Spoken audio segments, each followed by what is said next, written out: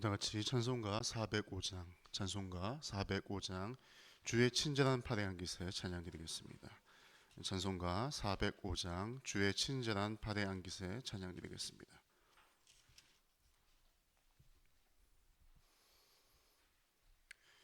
주의 친절한 발의 안깃에 우리 마음이 평안하리니 항상 기쁘고 복이 되겠네.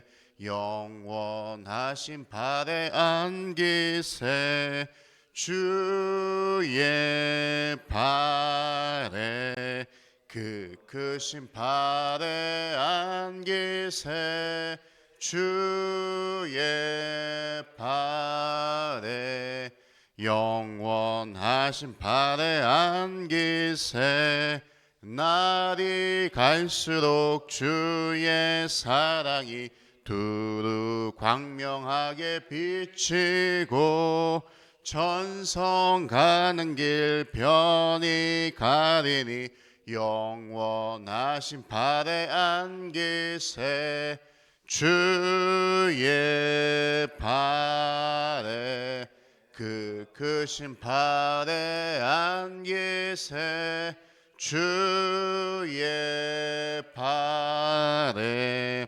영원하신 발의 안깃에 주의 보좌로 나갈 때에 기뻐 찬미 소리 외치고 겁과 두려움 없어지리니 영원하신 발의 안깃에 주의 발에 그 크신 발의 안깃에 주의 발에 영원하신 발의 안깃에.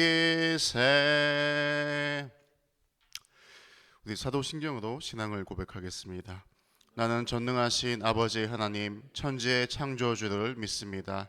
나는 그의 유일하신 아들 우리 주 예수 그리스도를 믿습니다. 그는 성령으로 잉태되어 동정녀 마리아에게서 나시고 본디오 빌라도에게 고난을 받아 십자가에 못 박혀 죽으시고 장사된 지 사흘 만에 죽은 자 가운데서 다시 살아나셨으며 하늘에 오르시어 전능하신 아버지 우편에 앉아 계시다가 거기로부터 살아있는 자와 죽은 자를 심판하러 오십니다. 나는 성령을 믿으며 거룩한 공교회와 성도의 교제와 죄를 용서받는 것과 몸의 부활과 영생을 믿습니다. 아멘. 오늘 말씀 보시겠습니다. 보실 말씀은 사도행전 9장 32절로 43절까지 말씀입니다. 사도행전 9장 32절로 43절까지 말씀입니다. 신약 203면쯤에 있습니다. 신약 203면쯤에 있습니다. 사도행전 9장 32절에서 43절까지 말씀입니다. 사도행전 9장 32절에서 43절까지 말씀입니다.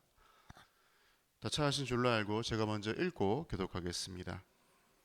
그때 베드로가 사방으로 두루 다니다가 룻다에 사는 성도들에게도 내려갔더니 거기서 애니아라 하는 사람을 만나매 그는 중풍병으로 침상 위에 누운 지 8패라.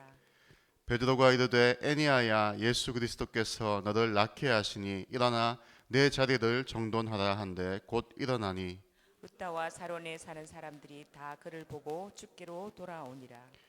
욥바에 다비다라 하는 여제자가 있으니 그 이름을 번역하면 도두가라. 선행과 구제하는 일이 심히 많더니 그때에 병들어 죽음에 시체를 씻어 다락에 누이니라.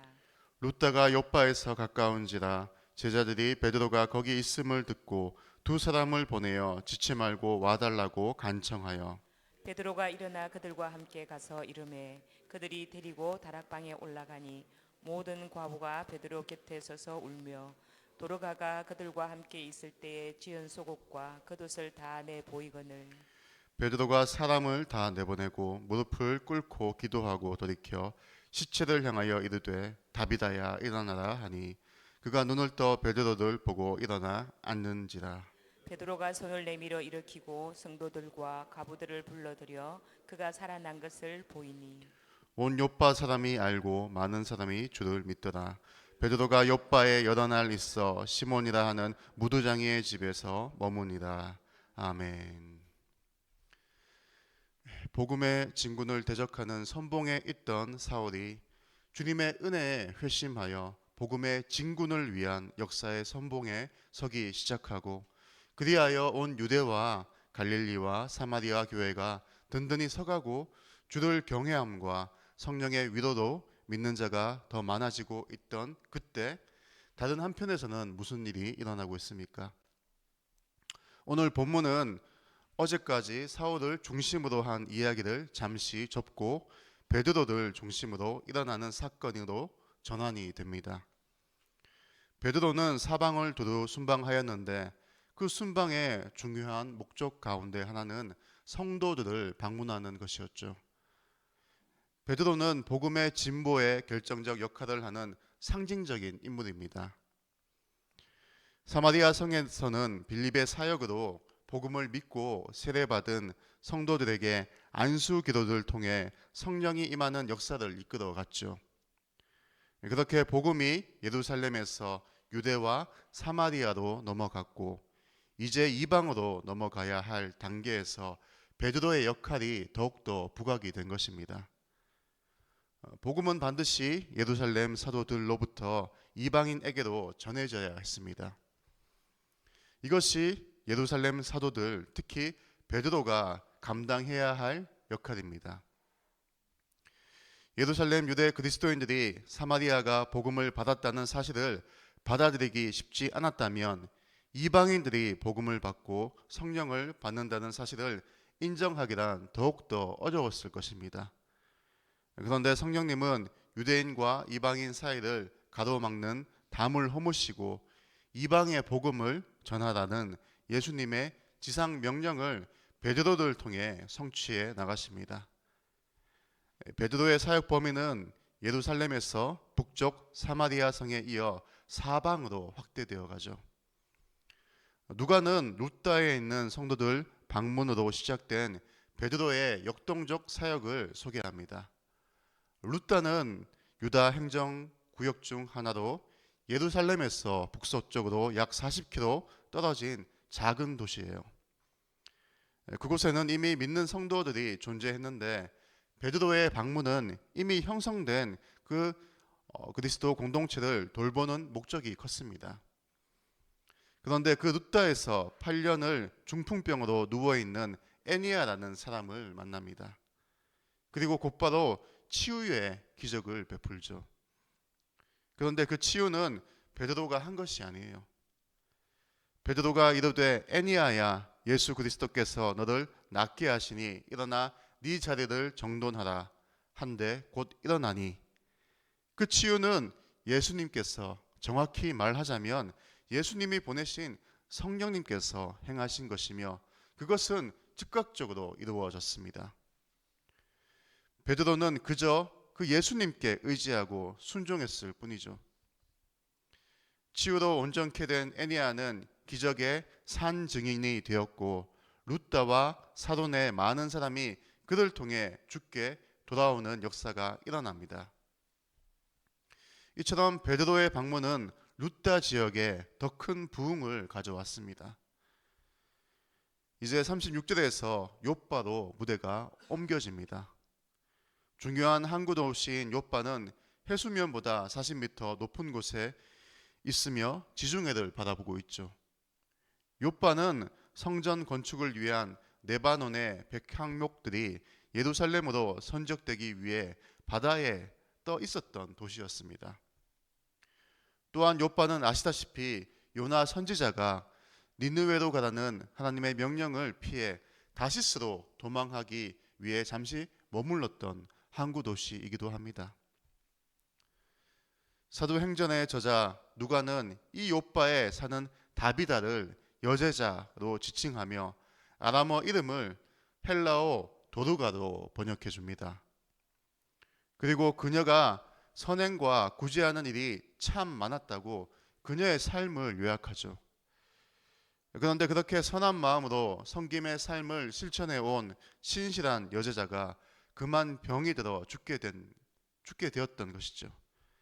당시 이스라엘에서는 일몰 전에 시체를 장사하는 것이 관습이었습니다. 그런데 이상하게도 성도들은 단지 도두가의 시체를 씻어서 달하게 두었습니다. 이것은 그들이 그녀가 다시 살 것을 믿었음을 암시하죠.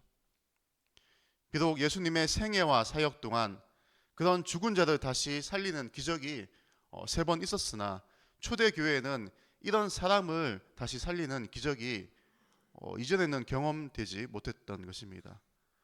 어쨌든 그녀의 죽음은 요파 공동체에 커다란 슬픔과 안타까움을 가지고 왔습니다. 그때 베드로가 룻다를 방문했다는 소식을 듣게 되죠. 베드로가 애니아를 고친 소문이 사돈까지 퍼졌으니 요파까지 소문이 퍼지는 것은 시간 문제였죠. 룻다에서 요파까지는 하룻길입니다. 제자들이 2사람을 뽑아 서둘러 룻다의 베드로에게 보내죠. 그들은 가서 베드로에게 지체 없이 방문해 주기를 간청합니다. 자초지종을 들은 베드로는 즉시 룻다를 떠나 요빠로 향합니다. 도두가가 사망한 지 적어도 3일 지난 시점에 시신은 여전히 달하게 안치된 상태죠. 제자들은 베드로가 방문할 줄 확신했고 그가 와서 보기까지 더 이상의 장례 절차를 진행하지 않았습니다. 그들은 베드로를 다락방으로 안내했고 과부들은 베드로 곁에 서서 슬픔을 참지 못하죠. 그리고 도두가가 생전 자신들에게 베풀어준 선행을 구구절절 묻어넣습니다. 도두가가 지어준 속옷과 겉옷을 보여주며 애틋한 마음을 되새기죠. 당시 겉옷은 가난한 자에게 가장 필요한 필수품이었습니다. 도두가의 적지 않은 시간과 물질, 무엇보다 따뜻한 사랑과 정성이 한 땀 한 땀 서린 선물입니다. 베드로는 다락방에서 사람들을 모두 내보내고 홀로 무릎을 꿇고 간절히 기도한 후 도두가의 시신을 향하여 다비다야 일어나라 라고 선포합니다. 그때 놀라운 일이 일어나죠. 죽었던 그녀가 생명을 되찾은 것입니다. 도두가가 일어나 베드로 앞에 앉습니다. 마치 야이로의 딸을 살리실 때 예수님 소녀야 일어나라 달리다 쿰 하시던 그 예수님의 모습을 연상케 하죠. 베드로가 아닌 예수님에게 초점을 맞추게 하려는 누가의 의도적인 언급입니다. 앞서 룻다의 애니아를 치유할 때 예수 그리스도께서 너를 낫게 하신다고 선언했던 것을 떠올리면 여기서도 베드로는 예수님이 함께 하심을 확신했을 것입니다. 애니아를 치유하신 분도 다비다를 일으키신 분도 예수님이라는 것이죠. 그래서 신학자 데럴벅 교수는 베드로의 사역은 예수가 여전히 역사한다는 것을 보여준다라고 해설합니다. 베드로가 놀라운 기적으로 생명을 되찾은 도두가의 손을 잡아 일으키고 잠시 다락방을 나가 있던 사람들을 불러 그녀가 살아났음을 확인시켜 줍니다. 이 놀라운 기적은 순식간에 요파 전체에 퍼져 많은 사람들이 이 치유 사건, 생명을 살리신 사건으로 말미암아 예수님을 믿게 되었습니다. 우리 41절, 42절 말씀을 함께 크게 읽어보겠습니다. 41, 42절 말씀입니다. 시작. 베드로가 손을 내밀어 일으키고 성도들과 과부들을 불러들여 그가 살아난 것을 보이니 온 요파 사람이 알고 많은 사람이 주를 믿더라. 아멘. 여기서 우리는 룻다에서 요파로 가는 베드로의 여정에 주목해야 합니다. 룻다는 유대인과 이방인이 섞여 사는 지역이고 요파의 경우 이방인 비율이 유대인 비율보다 더 높았습니다. 무엇을 의미합니까? 베드로의 사역은 주님이 주신 지상 명령대로 이방인에게까지 땅끝까지 복음을 전하는 그런 사역입니다. 이것이 누가가 이 두 사건을 대표적으로 꼽아 전해주는 이유죠. 누가는 특별히 베드로가 욥바의 시몬이라는 무두장이, 즉 가죽 가공업자 시몬의 집에 머물렀다고 기술합니다. 당시 동물의 사체에서 가죽을 취해 가공하는 직업은 유대 사회에서 부정적인 직업으로 여겨졌습니다. 그런데 유대인 베드로가 그 엄격한 유대 정결법의 경계를 넘어 부정하다고 여겨지는 무두장이 시몬의 집에 머물고 있는 것이죠. 이것은 내일 보시게 될 이방 사람인 로마 백부장 고넬료의 구원과 자연스럽게 이어지게 됩니다. 사랑하는 성도 여러분, 오늘 본문에서 우리가 기억해야 될 것은 복음 전파의 능력은 오직 예수님에게로 나온다는 것이고, 그러하기에 우리는 더욱더 그 예수님께 의지해야 한다는 것입니다. 우리가 주님이 주신 이 지상 명령을 수행해 나갈 때 반드시 주님께서 우리와 함께 하시고 우리를 지켜주시고 그 사역에 동참하셔서 놀라운 능력과 지혜와 힘을 주실 것입니다. 교회는 끊임없이 확장되어야 하죠. 이것은 주님께서 주신 지상 최고의 명령이며 그리스도의 제자인 우리가 이 명령을 순종해 주를 의지하며 나아갈 때 우리에게 주님이 주시는 놀라운 능력과 지혜와 힘이 반드시 임합니다. 그렇게 주를 의지하여 담대하게 복음을 전파하는 우리 모든 성도님들이 되시기를 간절히 축원합니다. 사랑과 은혜가 많으신 하나님 아버지 감사드립니다. 애니의 아들 치유하고 또 다윗 아들 기적적으로 다시 일으켜 생명을 살린 그 베드로의 사역은 주님께서 함께 하셨기 때문에, 베드로가 주님을 의지하였기 때문에 가능한 일이었습니다.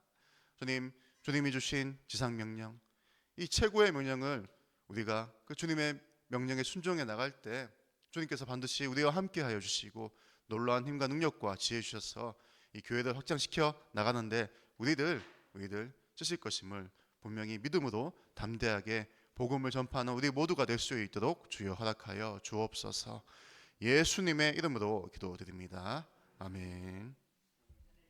하늘에 계신 우리 아버지여, 아버지의 이름을 거룩하게 하시며 아버지의 나라가 오게 하시며 아버지의 뜻이 하늘에서와 같이 땅에서도 이루어지게 하소서.